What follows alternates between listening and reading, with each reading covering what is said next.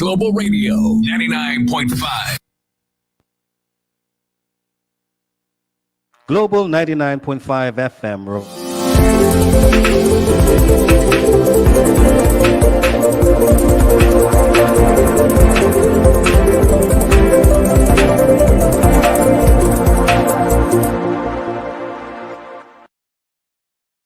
Mr. Roker, what you say, man? Man, I hear you got some of them guns called the Super Soakers. Yeah. What's the prices on them, man? $45.95? And give me one or two of them, man. I can invite Peter Roker to buy me a Super Soaker. This girl think I's a joker. This is Peter Roker on Global Talk 99.5 Global Radio on 99.5 FM. Just want to mention to you, I was quite impressed when I spoke to Jason and all of the formats that Global Radio has to offer. I'm very, very much impressed, okay? First of all, you can not tune in, but you could call in at 326-242-326-0271, 242-326-0272. My cell number now and any other time you wish to call in would be 242-424-0749. But in addition to that, you can do it live on Facebook, and later on, it will be on YouTube. www.global995fm.com as well. Cable Bahamas 974 Live, channel 974 Live. And this new thing I just heard about is Tune In Radio. Apparently it's an app that you can download, and you can tune in live to any radio station, including Global Radio Live, okay? So that was something really, really interesting I knew nothing about. I'm going to try and download that app. You know, because talking about that, really, just to make a comment on that, I think when you think of the FM stations, and this is maybe something that Jason could elaborate on to me later on, would be that, you know, in the Bahamas, I know in growing up and in living in the Bahamas, 1540 was a station that you could get throughout the Bahamas. And that's why ZNS was so important, because it covered, like they would say, it covered the whole Bahamas. Now, when FM came along, FM was limited, very limited to certain areas. And so my question now would be, well, I would imagine, you know, once you have an app, doesn't matter whether you're in Nagua or Abaco or Grand Bahama or anywhere in the Bahamas, you'd be able to tune in. So that's rather interesting, and I'm going to try it out. Okay, let's get the show on the road. Now, today, I was supposed to have a friend of mine to join me, and his name is Pete Allen. Now, Pete and I go way back, and he lived in the States, I think in the Carolinas, for a long portion of his life. As a matter of fact, I think he was contracted by the government there, maybe in excess of 20 years. Came back to the Bahamas, very talented person, still quite a young man after having retired. And, you know, as a matter of fact, when I had my show before on Global, he and I would act as a team. And we got along pretty well. And I was supposed to have him here today, but he had some problems with the issue with his car or truck. Having said that, he spent some time in Eleuthera, a Disney World project, and wanted to talk about that. So that'll be another time, hopefully, okay? The first thing I want to do is to wish a heartfelt congratulations to all of the fathers in the Bahamas, and indeed all of the fathers in the entire world. And having said that, you know, being a father myself, I do know, and this is really a bit of a joke, because I always joke about you have Mother's Day, and oh boy, the streets are lined up with vendors selling Happy Mother's Day. And then, of course, when you have Father's Day, you have some people out there selling some stuff, but boys, and it's not really not even a fraction of what you have for Mother's Day. And the mothers, trust me on one thing, the mothers deserve that. There's no question about that. The mothers deserve that. But, I'd like to take the time to, talk about fathers. Is it, it's Father's Day area, the time. To be honest with you, I'm not sure whether the date is today or the date is tomorrow. I know traditionally it's on a Sunday. But fathers have a tremendous role to play in society. And one of the, I would say, almost disastrous situations that is taking place in our country is where there are far too many single parents who happen to be women. And, this has happened. I wouldn't want to put my finger on the reason it has happened, but certainly it's right up in our face in terms of there being a really large segment of our young people, our children, only having a mother to depend on. And in most cases, that mother has to work to make a living. And it's really a very serious situation, in as much as the image of a father, the ability and the role that a father can play is really a very, very important one. And I'm a father. I know I'm a father, okay? And so we have to look and reflect back and realize and pay homage to many, many fathers who there again might be single fathers. They might be single parents. They may be, holding that fort in terms of raising children on their own.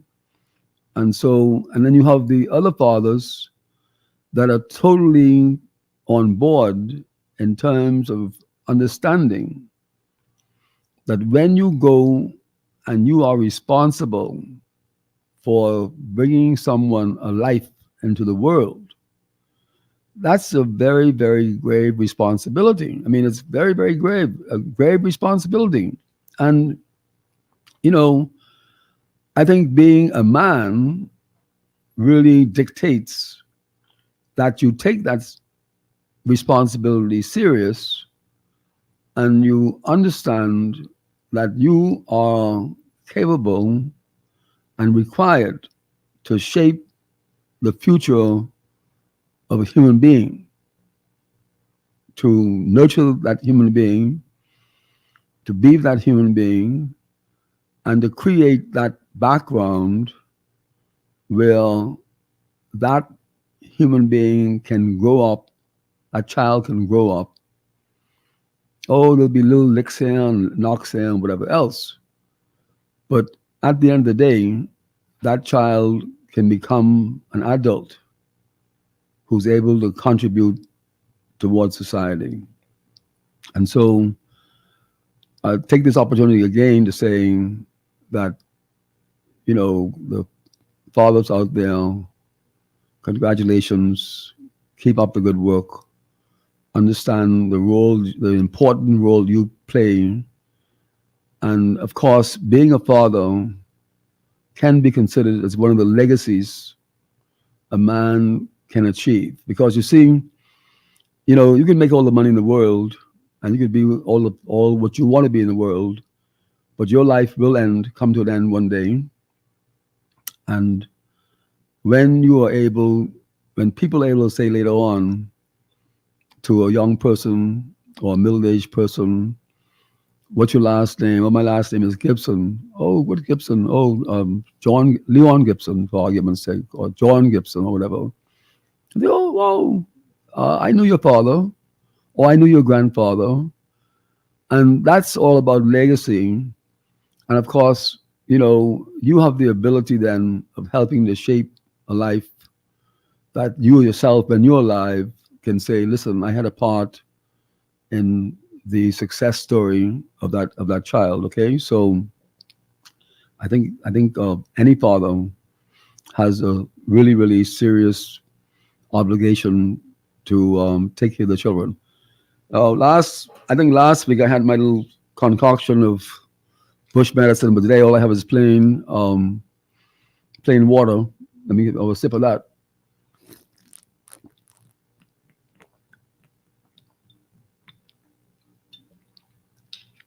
Well, that's some good stuff.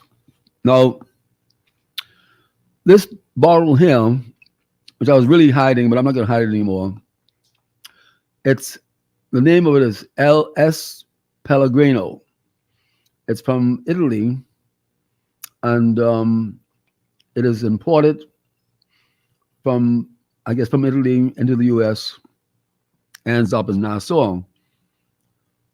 Glass bottle, and that that bottle is still relatively cool in my hands. And I have decided to shed some of my ignorance and begin to realize that I prefer drinking out of glass as I did when I was a child instead of plastic, which I have become highly, highly, highly suspicious of. Very suspicious of plastic now. And I think for good reason.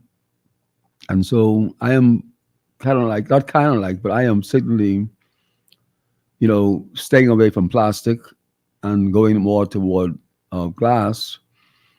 And I start thinking of this bottle here. It's heavy. I mean, besides the water is heavy, it has a value to it.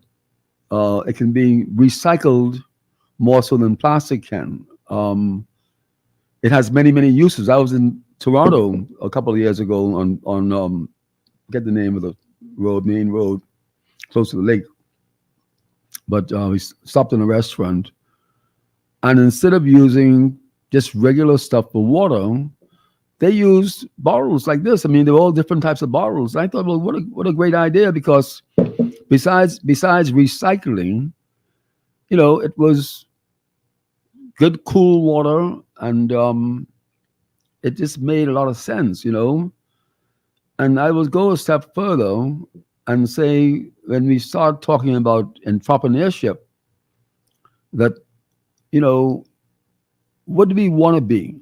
What kind of people do we want to be? We got to make our minds up in terms of who we are and where do we want to go.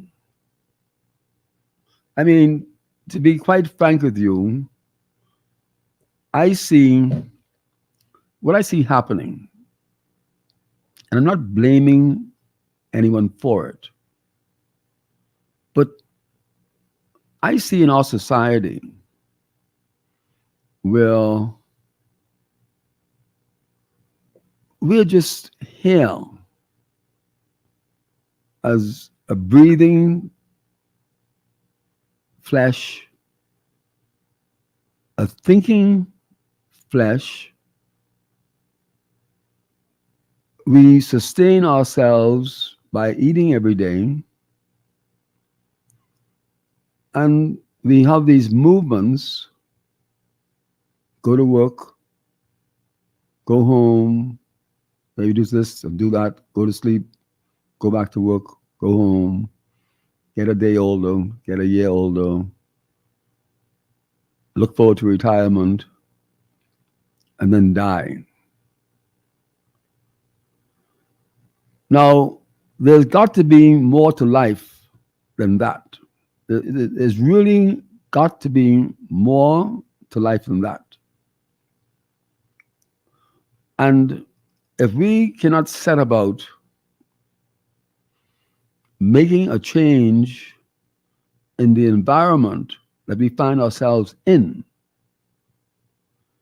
then we become a sad lot of people.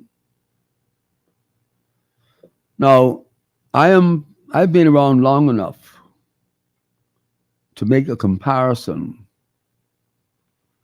in terms of this mentality from then to now.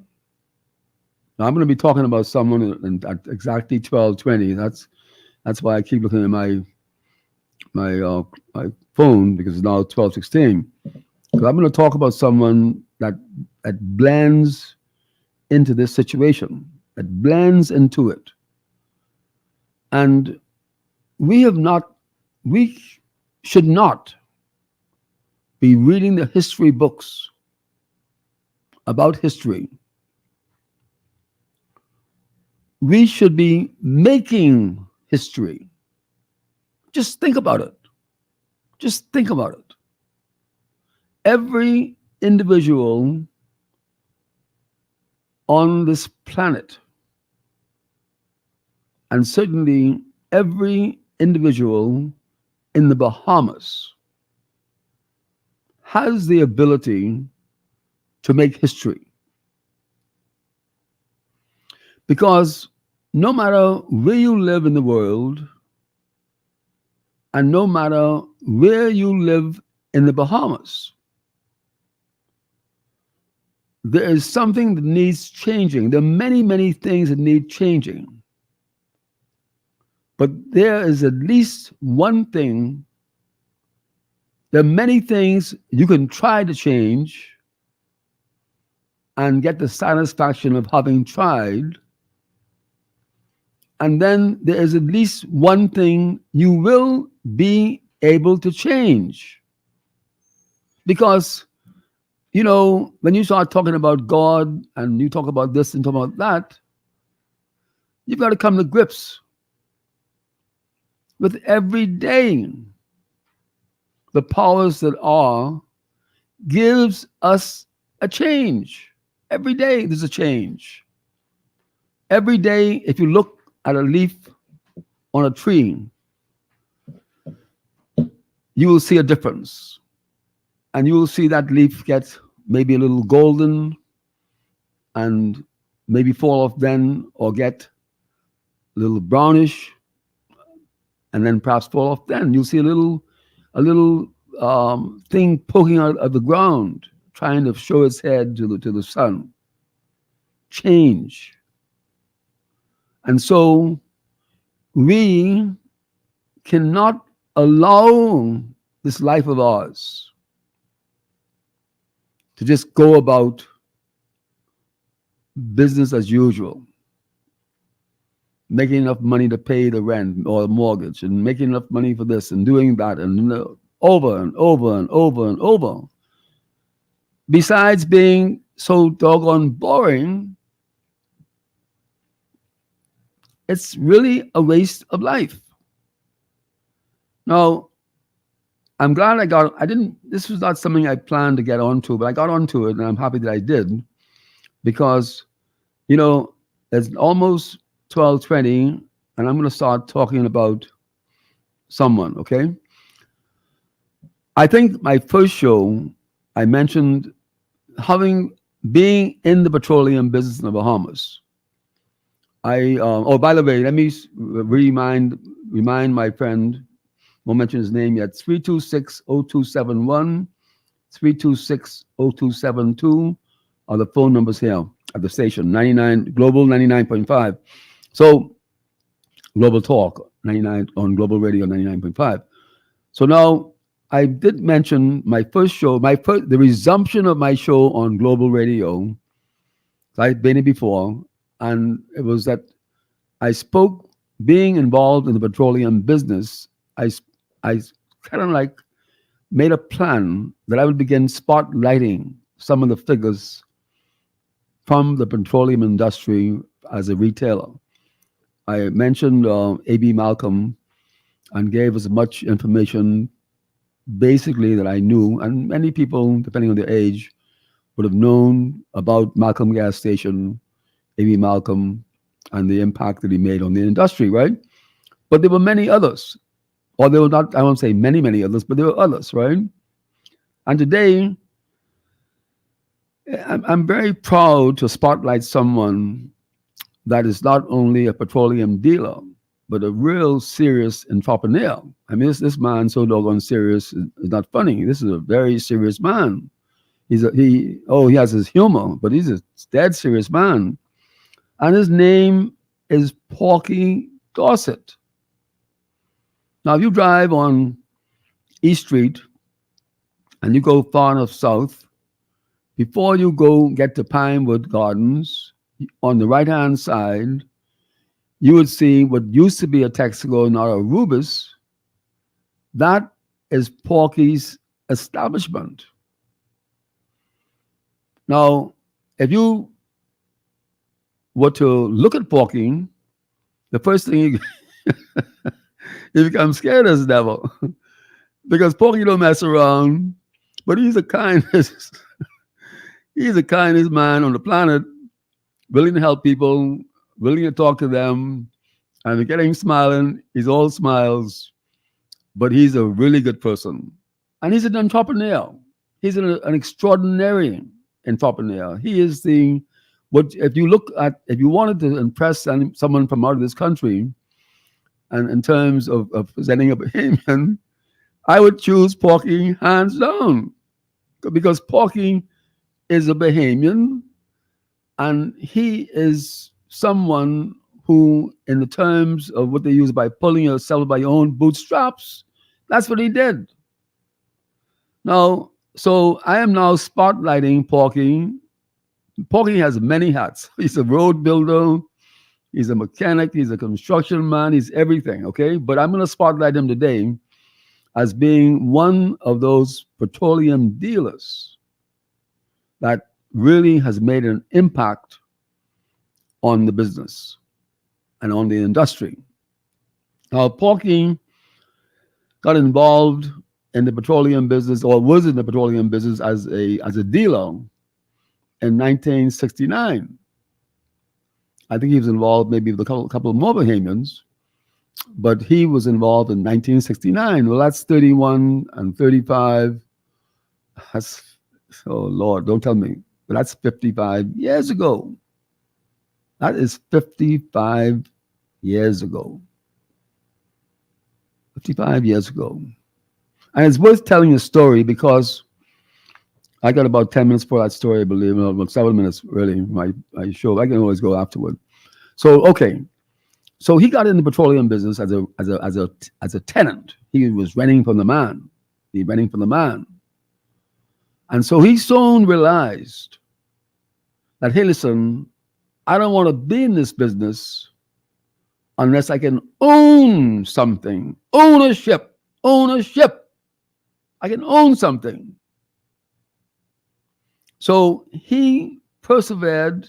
Well, the Dorset family in the Bahamas in general needs no recommendation, but Porky's family, a very, what should I say, from the day one, industrious people. I mean, they're very industrious Bahamians.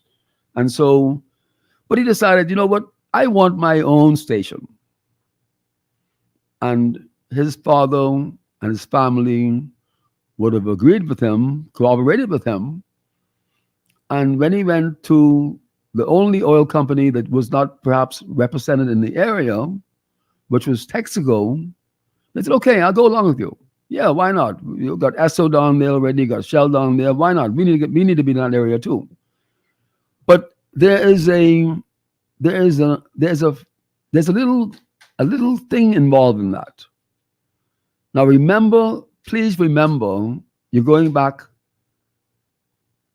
55 years. 55 years. And so Porky would have gone to the authorities and applied to build a service station as an owner. Porky would have been promptly refused. Porky would have gone back and been promptly refused.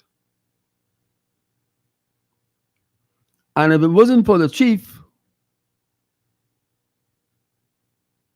who was informed about that and said, go ahead and give Porky his license, he never would have got one.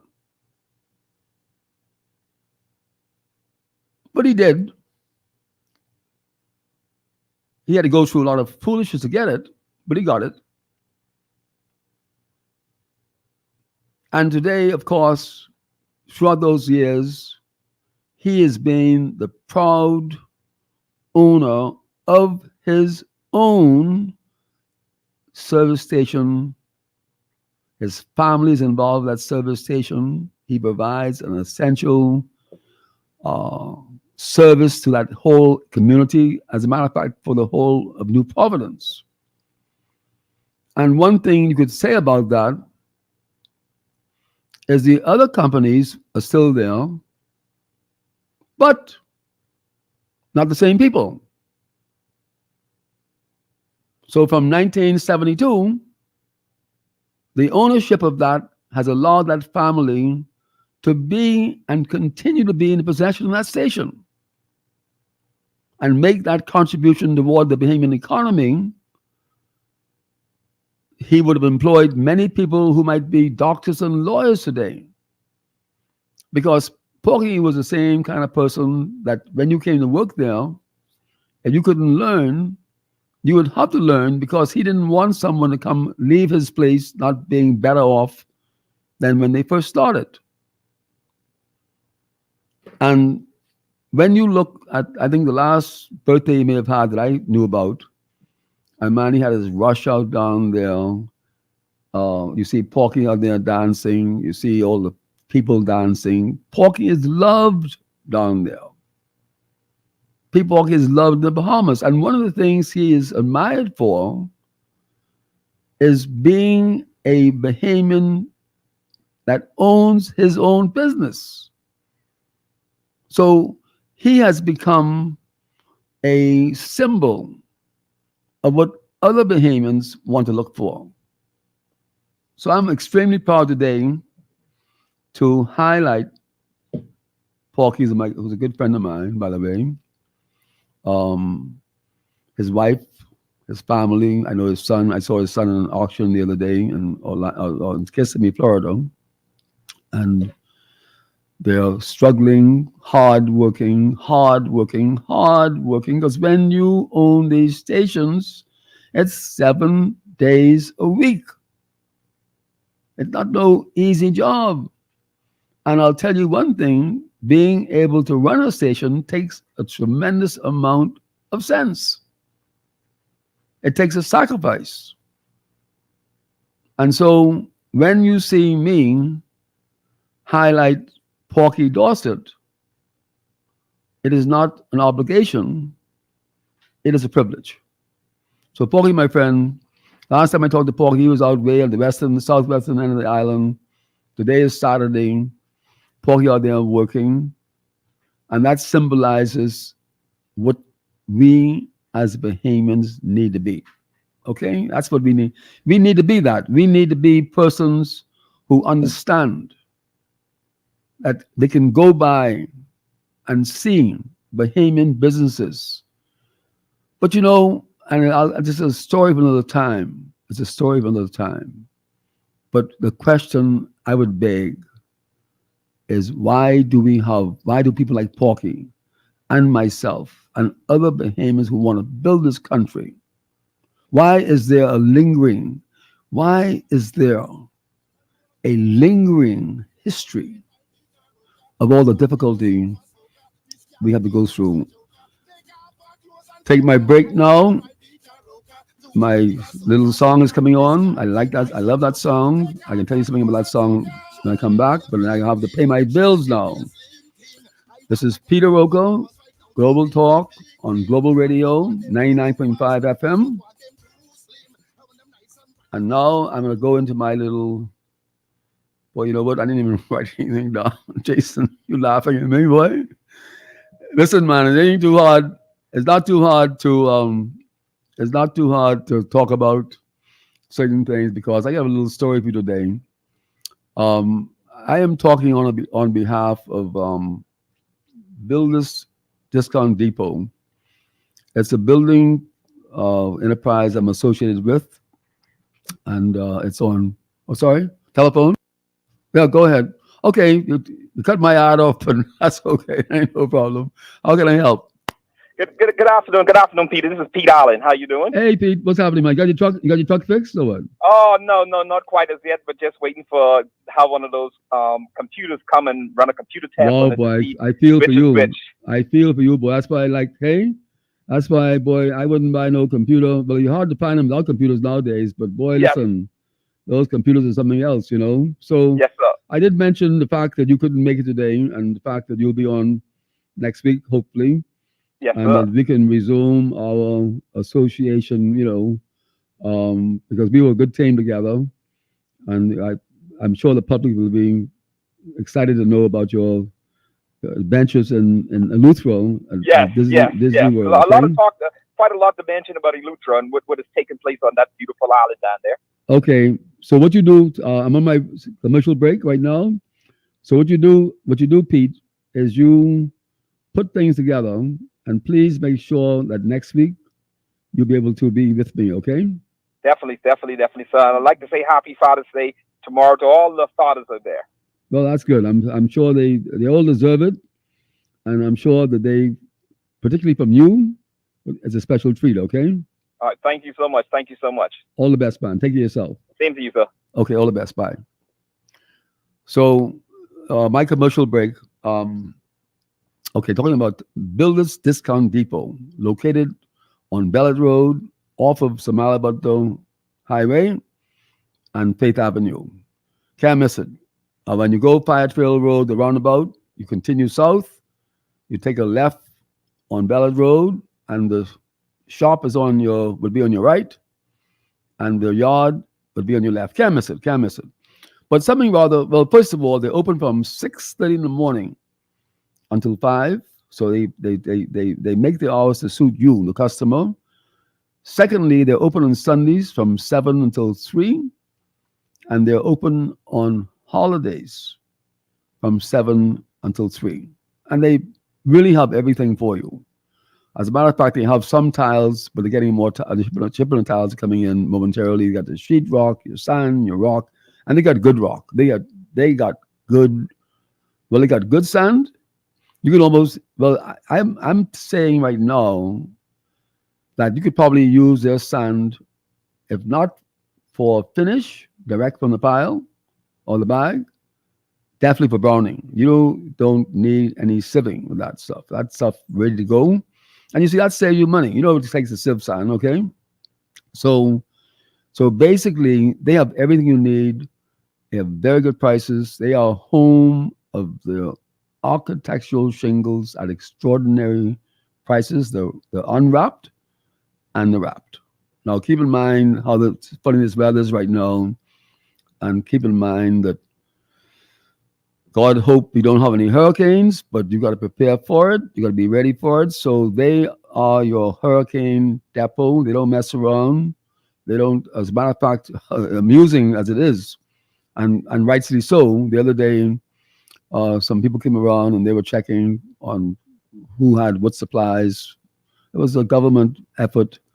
Who had what supplies and what time they were open, and sort of like, so they know they can put out there those shops that are willing to be open until they have to close because of safety, and of course what they had, and Builders Discount Depot really is a qualified hurricane builders supply company, a depot. Okay, now I want to talk to you about something, because you see, I mentioned on my show last time, I couldn't think of the name, but it may have been Arthur Godfrey, but it was somebody else. But when radio, long ago with radio, it wasn't blowout sale, it wasn't 20% discount.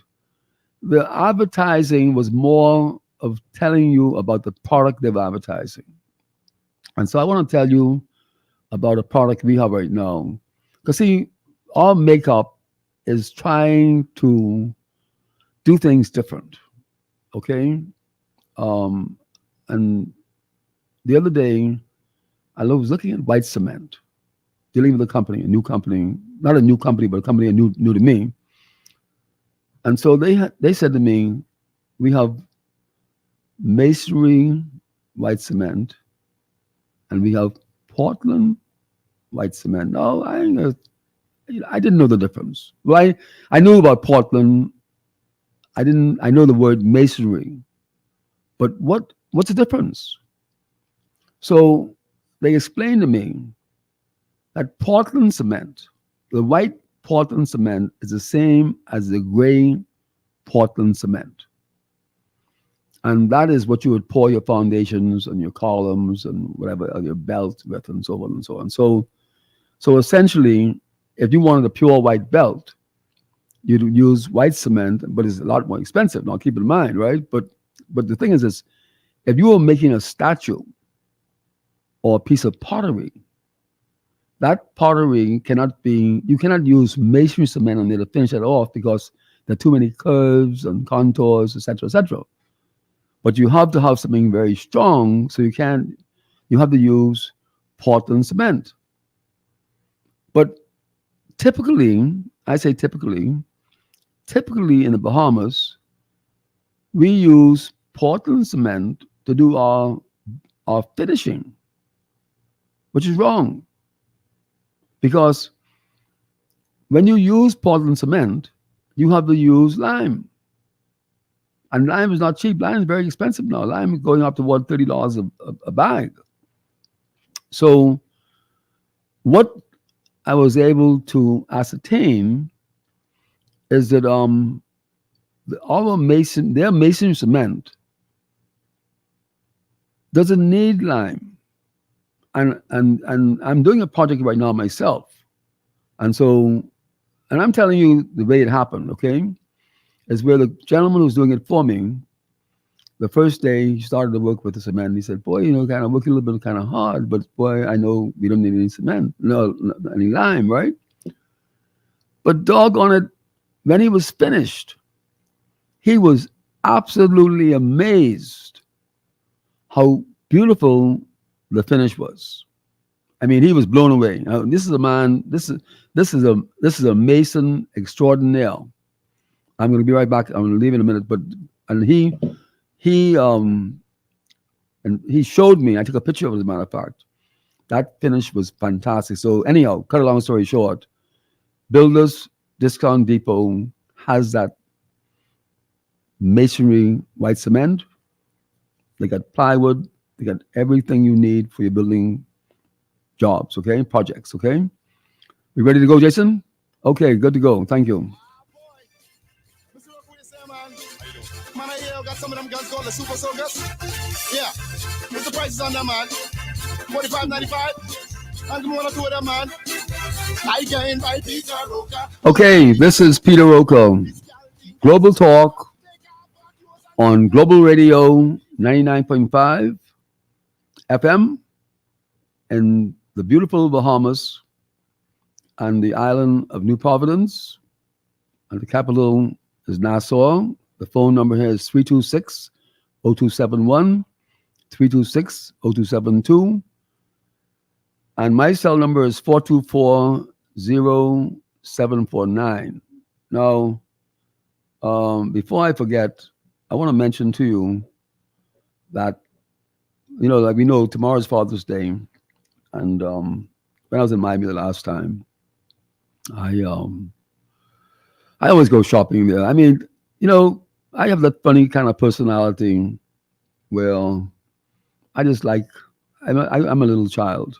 I want to remain a little child. I want to continue to be a little child because toys excite me. Things excite me. Giving something to someone, no matter how small it is, excites me. And so the store I would normally shop in over there sometimes for other merchandise, but like before I sold my other shops, right?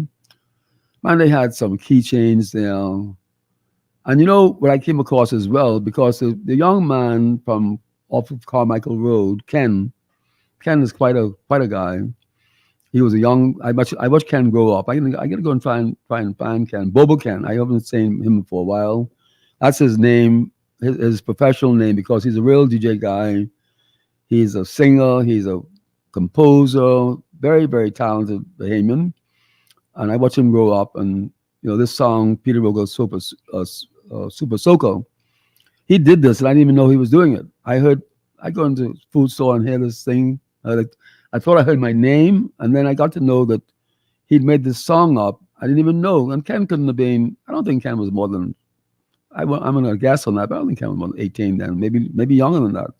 Very talented person. But anyhow, having said that, when I was in Miami, and I said before, I went in the shop, keychains and whatever else, right? But what I came across, some doggone super soakers. I'm super soakers, boy. I mean, these water guns, these some big doggone things. So, man, you know what? I bought a few of them. And I bought some very interesting looking keychains. I couldn't find much what I really wanted to find for independence I didn't see. But I found some keychains and I found some other stuff. And tomorrow at, let's say, 11 o'clock tomorrow morning, I'm going to be on the corner of Fire Trail Road, and I'm not going to be on Malibu Highway. There's too much traffic there. I don't want to cause any problem. But I'm going to be on the Faith Avenue side. And as many of these items that I can actually give away, I'm going to give away. And I will say to you that although it would be a Father's Day gift, you don't have to be a father to get it. Okay, so I must say it might be 3 items, maybe 10, maybe whatever. But just to give something out, I can be there. My new service station is right there.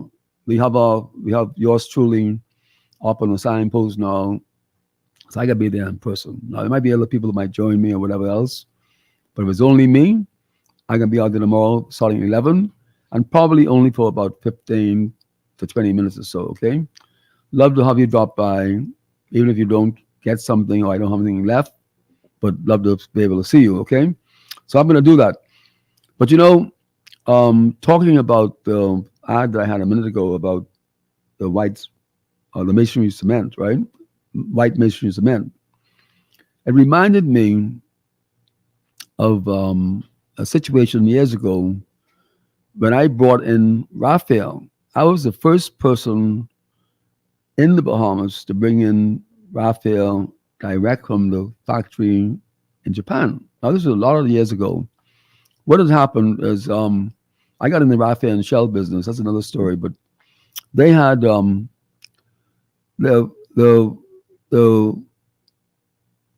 real Raphael was beginning to phase out. The Raphael tree, or the Raphael palm tree, is predominantly from Madagascar. And years ago, that was the Raphael that was used in the Bahamas, used in Jamaica, used throughout the Caribbean. Quite frankly, it came from New York. And you had the natural Raphael. It came in skeins, maybe about 4 foot long. And you had the natural Raphael, which was the original Raphael. Extremely beautiful. And then, of course, people wanted color and stuff like that, so they had it yellow, green, was dyed. It was not, quite honestly, it wasn't a good product because it would rub off, but nonetheless, it was very popular. Now, in came the artificial Raphael, which would have been a petroleum product, probably. I'm not probably, but definitely. And so I would buy that. Well, I couldn't even buy it, to be honest with you, because it wasn't available wholesale. So I got to find out that it was coming out of Jamaica. And I literally, my first trip to Jamaica was to go down there and source a supply of that wholesale. And I did that. Now, somewhere along the way, I kind of realized and said, you know what? I don't believe this is being manufactured in Jamaica. I just didn't think so because I don't think Jamaica had the volume to do that. Give me a second.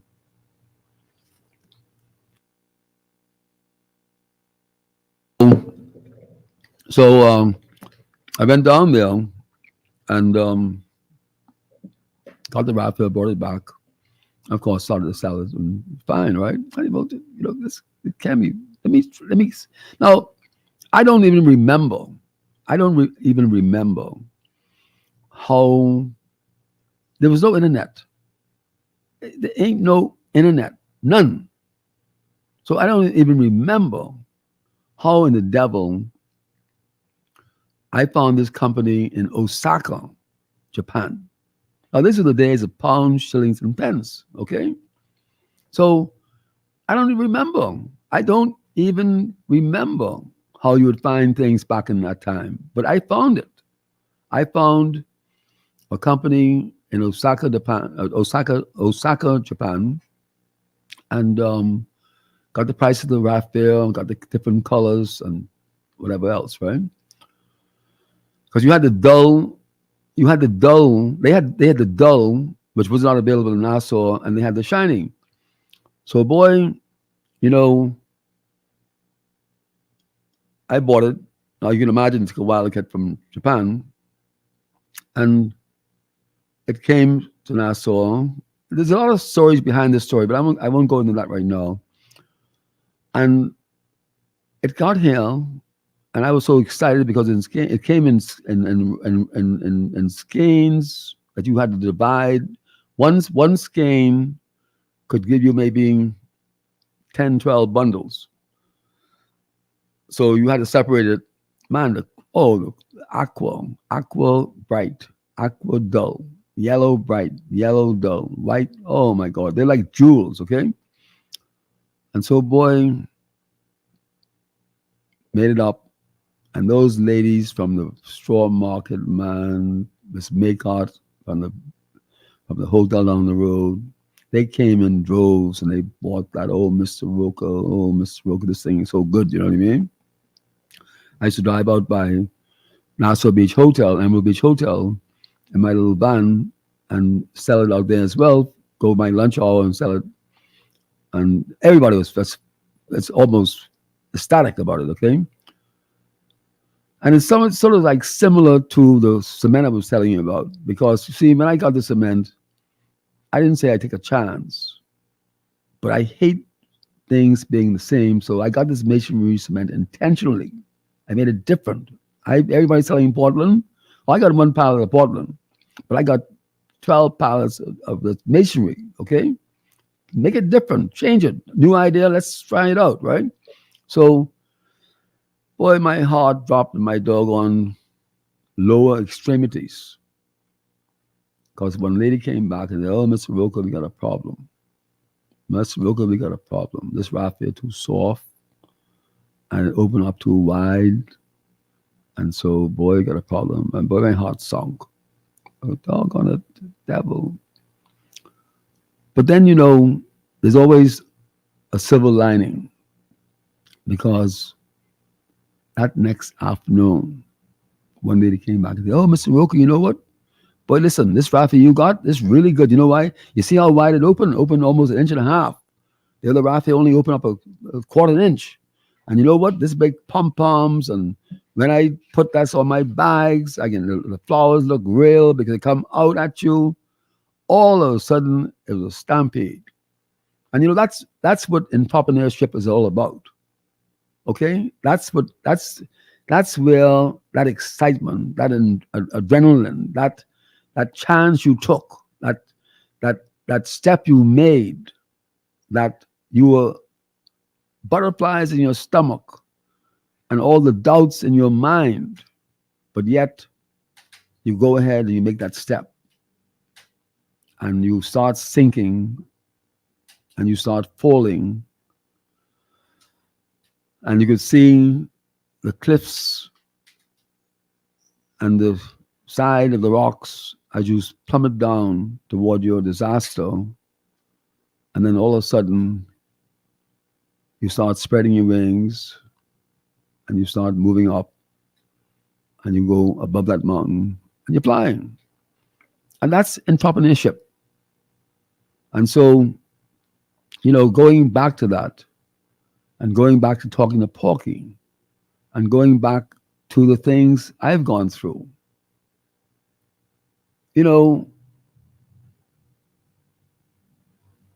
it's not an easy road.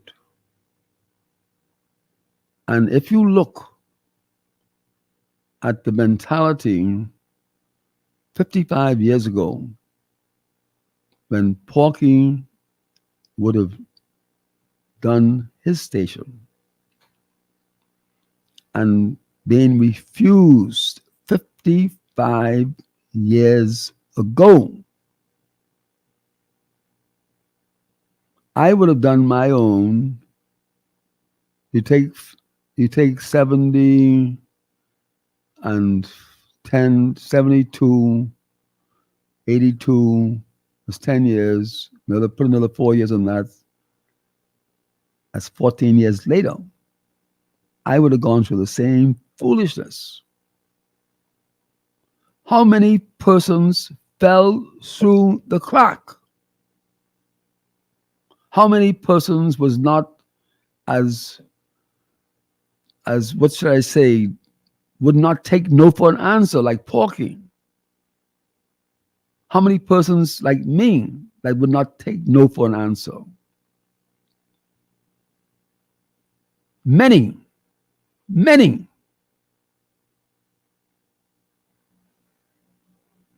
And it's happening today. Has the mentality changed? No. The mentality has not changed.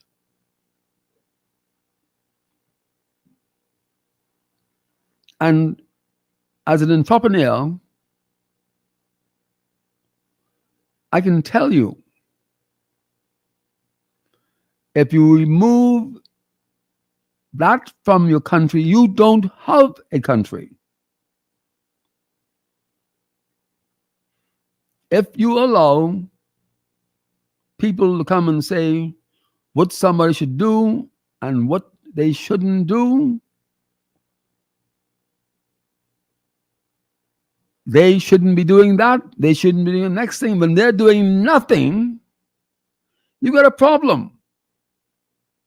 You have a big problem. Because those persons who want and do not mind working these 7 days, 15 hours a day, they are builders of nations. That is how a nation is built. You have those nurses out there who really care. I know about that.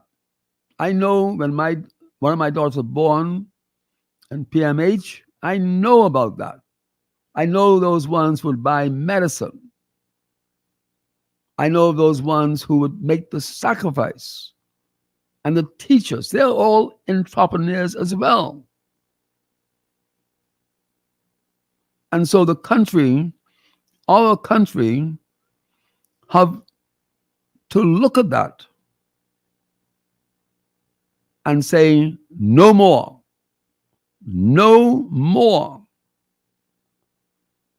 That the loudness of the bell must be rang in this country, where not one person in this country can say they failed because they were not allowed to carry out their dreams. And so we go back to Porky. We go back to the many, and tomorrow is Father's Day. Good time to talk about this. Good time to reflect on this. And to say that every father and every mother, because we just had Mother's Day the other day, ought to be given the right to be successwe're not behemoths, not beggars. Okay, Bahamians are going out there. I need this and I need that, like charity. But a Bahamian ought not to be able to say that I could have failed. I could have failed. I could have failed because I was not allowed to pursue my right and carry out my right as a citizen of this country. And even 55 years later,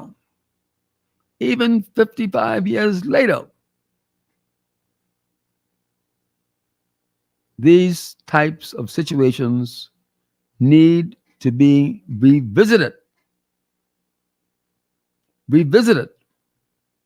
Because if you don't go back to the symptom, you're never going to be able to find the cure. So have we cured this situation? No, we have not cured this situation. Because it's convenient to pretend that it never existed. That's not going to work. That will only pile up the bodies. Like I was talking to a friend of mine just recently, and we were both watching this thing on Netflix about Hitler and how he was able to destroy a whole country, responsible for the murder of millions and millions and millions of people, and ended up in a little lonely bunker with his girlfriend saying, "We better get married. I want to be Mrs. Hitler before I take my cyanide." Okay? But people went along with the plan. People went along with the plan. They went along with the plan. And so what I'm saying is this. Entrepreneurship must flourish in this country if this country has a slight chance of prospering for the benefit of Bahamians or of people living here. You look in the papers and you'll see people applying for citizenship. They'll be Bahamians. They were applying to be a Bahamian. So they're included. They're included. But it must be for the benefit of those persons who have taken a stake in this country, who are willing to be in a hurricane, who are willing to be in a pandemic. You don't want a situation where people are now looking sideways toward an exit because we've become less desirable than what some other country has to offer. You don't want that. You may have many people say, "Oh, that's cool. Carry your hip. You want to leave? Leave." Because you know how many people want to come to the Bahamas? Stop. Don't even go there. We want a Bahamas that every Bahamian feels comfortable in. Every Bahamian feels entitled. We do not need where there's a difference in what one Bahamian can get and what the other one can get. We cannot have these preferences. And so I say again, these situations have to be revisited. Boy, this time flying by, Jason, for God's sake, say, man, that's what 1 o'clock already? Wonky foot. Boy, I feel sorry for us if the agent that fast. That's all I can tell you, boy. Okay, Peter Roker, Global Talk on Global Radio 99.5 FM in Nassau, Bahamas. Good to be here. Phone number here is 326 0271 326 0272. My cell number is 424 0749. Okay, Jason, you let the music go down a little bit. Let me get pay my little bill.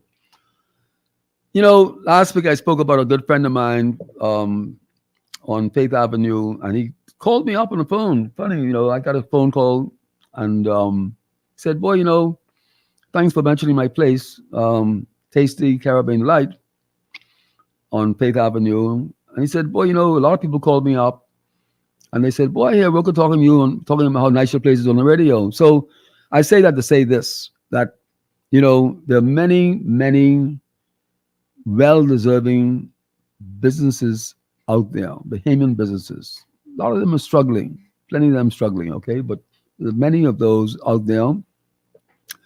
And certainly, I would like to take the opportunity of mentioning a few of them. As a matter of fact, I want to say that I did mention one, I think in my first radio show, but there's a place called Tim's on the Way in Great Exuma. And it's owned by a lady, Elaine Lightfoot. I always smile with that name, Lightfoot, okay? But it is what the Bahamas should be like. The type of what she's done there, what has been done there is what the Bahamas should be like. It's on the beach. It's beautifully made up. It's totally clean. The ambiance is tremendous. The service is good. You got young people there serving. When you look at an island like Exuma with the beauty of Exuma, you really don't want to do something to go contravene that beauty. You want to work with the beauty, and that is what she's been able to do. And so, Tim's on the Way. It's one of those. It could almost be a franchise. It would almost when you go in there, it's like going into a franchise, so to speak, because everyone is nice and friendly, and they have the finger food, they have the regular food, special cocktails. You go there and you can sit at a nice bar. It's all almost total view of a beautiful, beautiful ocean and all the keys out there, sandy beach. And what is really interesting is a mixture of clientele. Because you go in there and you'll see a couple of ladies there sitting in the bar, and they're talking about all the days work and what they've been through, et cetera, et cetera. Then you'll see some tourists there with a couple of children. You see some guys there. And so the mixture is very, very good. And the type of environment is conducive to what the out islands ought to be like, So I really want to congratulate Mrs. Lightfoot and also her husband and all the persons involved with that operation, all the ladies, all the guys that work there, and to say that I'm happy to see such a contribution being made by Bahamians to provide something for the guests that are coming to Exuma. Well, I try to get to live in Exuma, as I mentioned before. So, Exuma has a little special place in my heart, as does everywhere in the Bahamas. So I'm spotlighting Tim's on the Way, and I want to talk about my friend Dale Kemp and his sister, brother, hardworking people at Prime Island, doing an excellent job, and all of the places in Exuma that, I know about the outer islands, family islands, I know about them, and I'm extremely impressed with Exoma of what Exoma is offering, and so this is my what should I say, my contribution in applauding the hard work that I know it takes to make these places work, and so I'm happy to do that. Okay, and of course, if you're out there with a business and you want me to talk about it, be more than happy to. I can't guarantee doing it every time, but certainly, you know, this show is not about making money. This show is more about um, me making as an individual, me making a contribution toward our society in this country. Okay, okay, Jason, thanks a lot. Get my little sip. There's water going down, boy. Mr. Roker, what you say, man? Man, I hear you got some of them guns called the Super Soakers. Yeah. What's the prices on them, man? $45.95. How do you want to do with them, man? Okay, we're going for the home stretch. The show is till 1:30. I got to write down that 11 o'clock for tomorrow. Like I said before, 11 a.m. tomorrow, I'm going to be on the corner of Fire Trail Road at the roundabout. I'll be on the corner where Faith Avenue is. The other corner is mile up on the highway, and the traffic is that's not really conducive to what I want to do. So look forward to seeing you people there. Oh, I mean, that's it. I don't. You don't have to come out there at all, because I'll tell you what, there's a stream of traffic there, and whoever's out there, whatever little I have to give out, I'm going to do so. Okay, but look forward to anyone who might want to make a special trip out there. Now, going back to a couple of things, regarding our situation in the Bahamas. I don't pretend to have the answers, but I'm a thinker. And I observe, and quite frankly, I'm not afraid to talk about what I think could be. And I think that it is absolutely necessary. It is extremely necessary for all of us as Bahamians. And when I said before, I just want to make it very clear that anyone living in the Bahamas, I'm not saying that person who's a permanent resident, the person who is working, you have a stake in the Bahamas. If you're working here, you're paying your taxes, you're part of our environment, and you might be one to say, well, fine, I'd like to make the Bahamas my home. So mi casa is tu casa.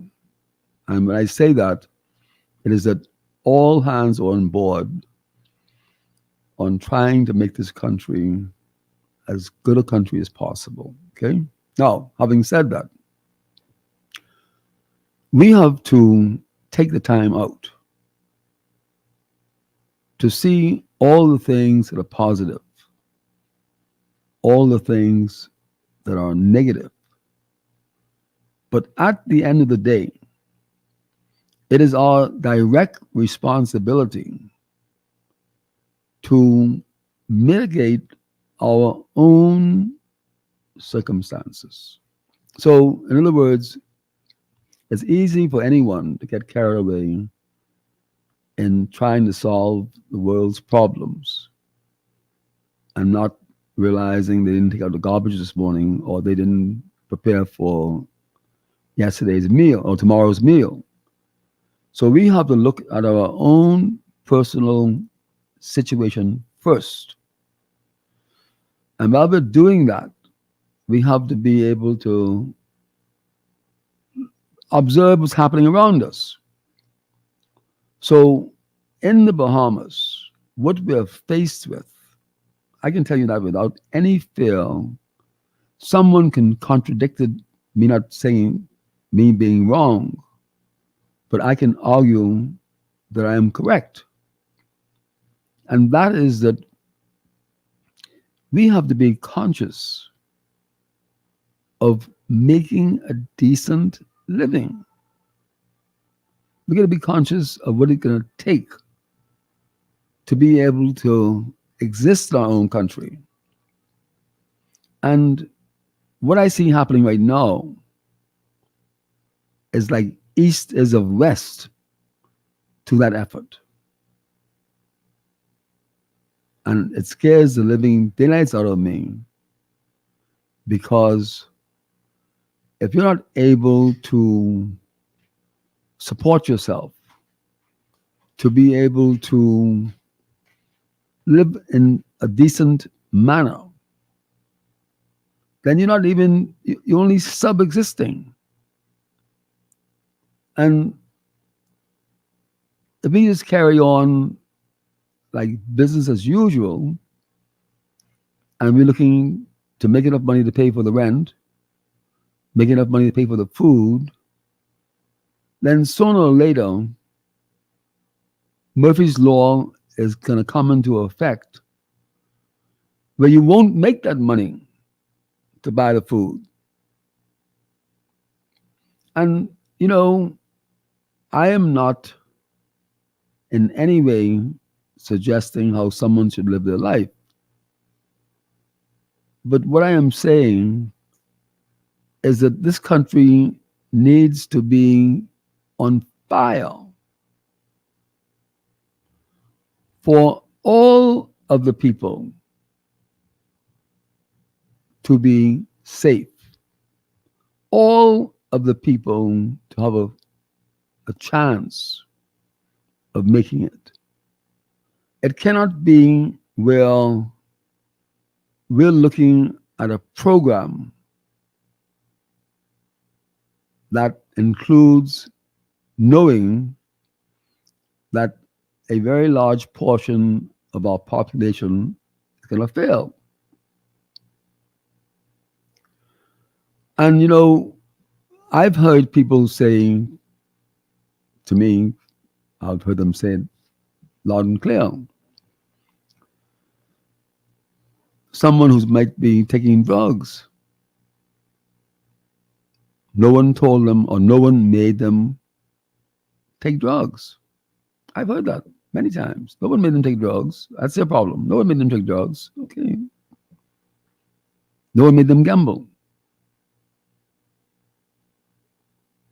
But it has to be our concern. It is our problem.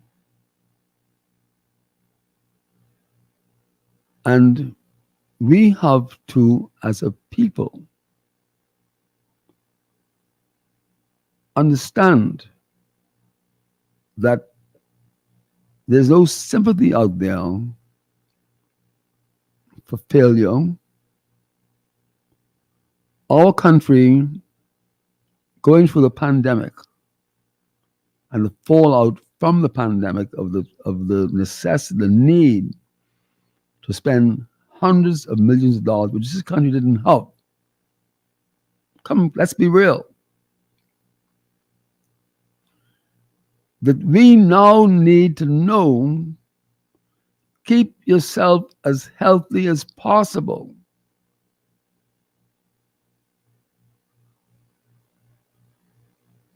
Try and cook your own meals.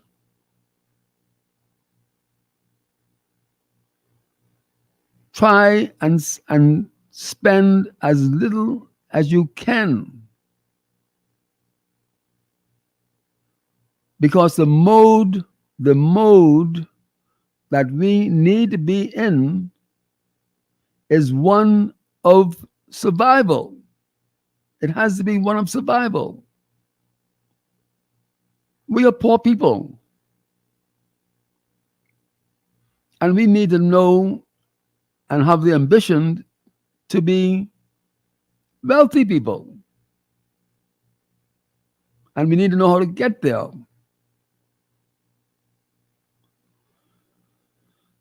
And there has to be the struggle to say that when you see people like the people go in prison and war camps and they share one glass of water with 3 or 4 people. They have one little small meal a day, which is not enough nutrition for what they get in 1 week. And food is not enough nutrition for 1 day. And we have got to understand that if we find ourselves, I think we all need to stop and say, where are we now? I spoke to someone this morning talking about business and stuff and business requirements and stuff, you know. I said, listen, in war, or rather in peace, you prepare for war. So if we're talking about someone who is struggling to make ends meet, someone does not have the ability to be unemployed for 6 months and not go down the drain, if we're talking about things that might be getting chance of getting behind, what I'm saying to you is that we need to deal with that, and we need to come to grips individually and as a group. If things aren't going, if they're not going to go, if things aren't going the right way today, they're not going to be going the right way tomorrow. So if we don't stop today and deal with that, we can have a problem that is uncontrollable. You can't solve it. And all you have to do is look around you at other countries that have gone that route and now might be re-emerging now in a totally different situation, right? And I talked on this a number of times. You know, if you have, give an example, Airbnbs. You got 3 bedrooms, and you have the ability to have one of those bedrooms to rent it out. If you have 20 square feet of space in your backyard, plant something to eat on that. I mean, you see, the problem we have, which I'm really afraid of, I'm really, really afraid of it, is where if you waste something, then when that hits you back, it hits you back real hard. The other day, I was talking to a friend of mine who does water production, right? And he was saying the best filter, listen to this carefully now, the best filter you can get is a coconut carbon filter. Coconut. Well, God knows we got enough coconuts in this island. And besides the bark being good for mulch and other things, the shell can be used to produce carbon filters, and that cannot be any nuclear science. The machinery for that cannot be no nuclear science. And when we look at the amount of conch shells just being abandoned and trying to get rid of it, it's a cost to get rid of it. And I spoke before about that. The Greek people of Greek descent. I remember years ago, terrazzo was so popular, and it was made. You see this beautiful pink floors, terrazzo, conch shells. And so we're wasting too much. We're throwing it away. We're not, I mean, it's sacrilegious. And we will pay the price for that. As a matter of fact, we are paying the price for that. And so I'm not trying to give anyone a lecture. I am talking about myself. I am talking about, I am daydreaming of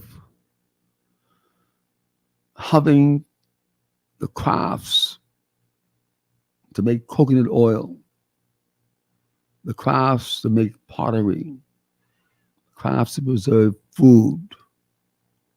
I mean, we have got to, let me say this to you. I'm not saying it's easy to be able to implement these things, right?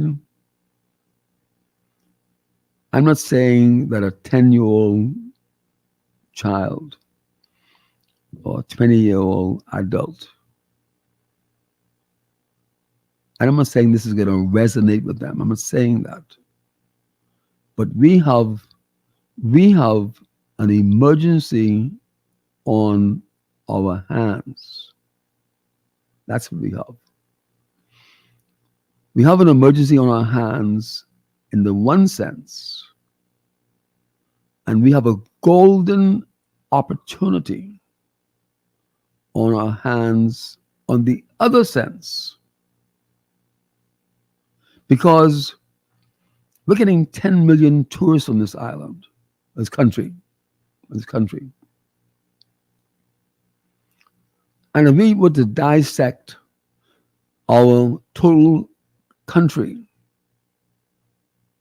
and we would start to say, okay, which entrepreneur or entrepreneurs are we going to be able to get to deal with the derelict vehicles on this particular island?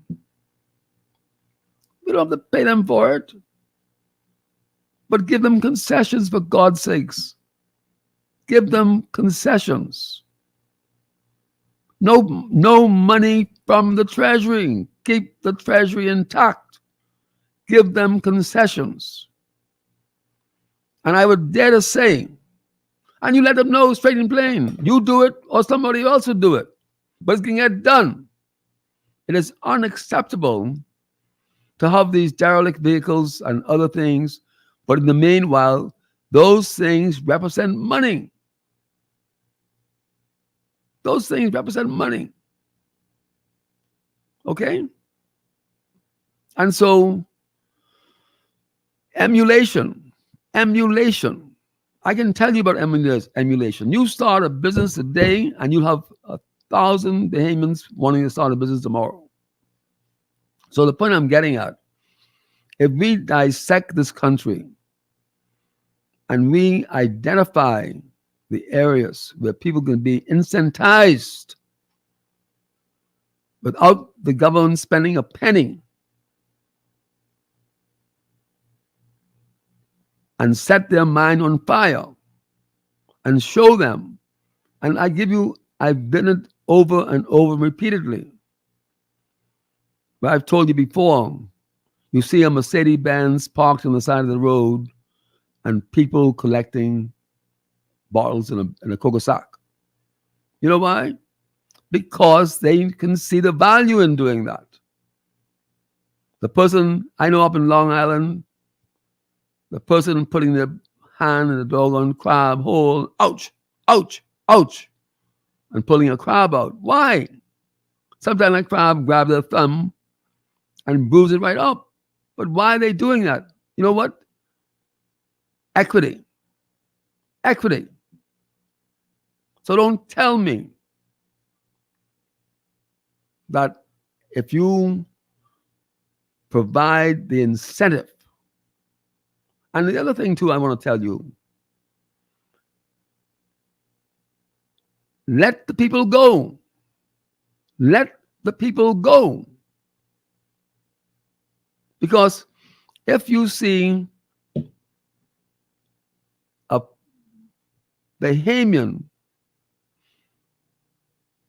can scrap the money together to do something, give that person, give him or her encouragement, for God's sakes. Give him or her encouragement. Don't hold them back. And please, for God's sakes, whatever you do, be aware and beware of the person standing on the sideline saying, oh, why do they want to do that? Don't let them do that. Don't let them do that. I danger that foolishness. Utter destruction.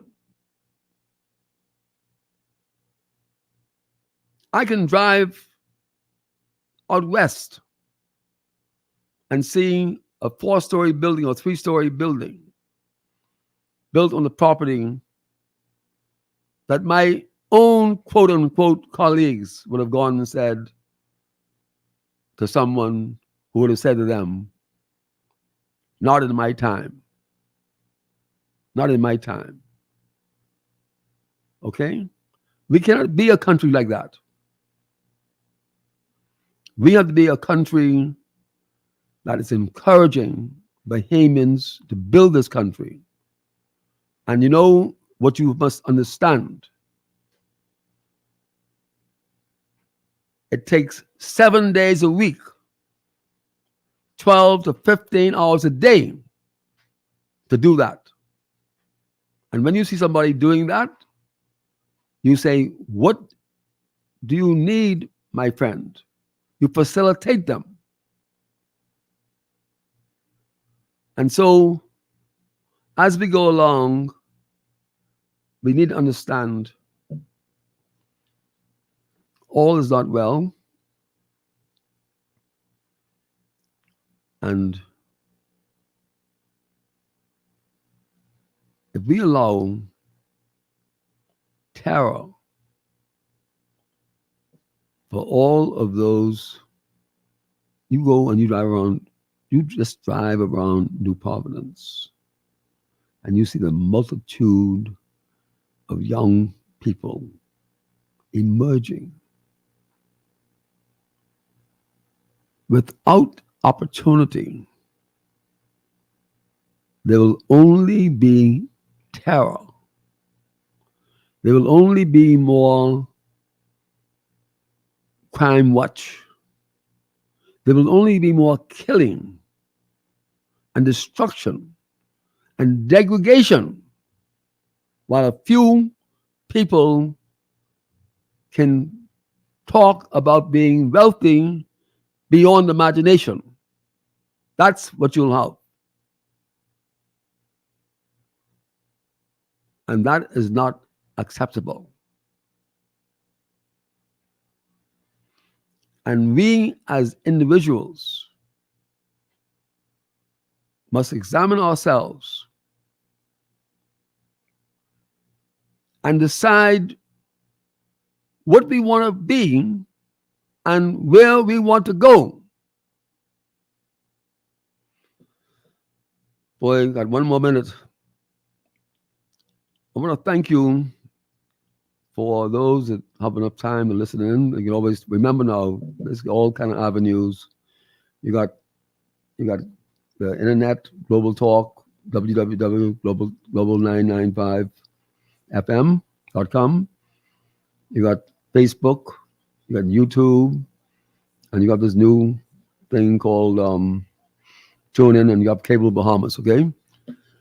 This is Peter Roker, Global Talk on Global Radio 99.5 FM in Nassau, Bahamas. Good to be with you. Thank you very much. All the best. Update a Jamaican, update me a Haitian. I'm going back to the Bahamas right now today, Jamaican. I'm going by Peter Roker to buy me a super soaker. This girl think I's a joker. Take off her clothes and soaker. I going by Peter Roker. Let's go buy me a super soaker. This girl think I's a joker. Take off her clothes and soaker. Global 99.5 FM reminds our listeners.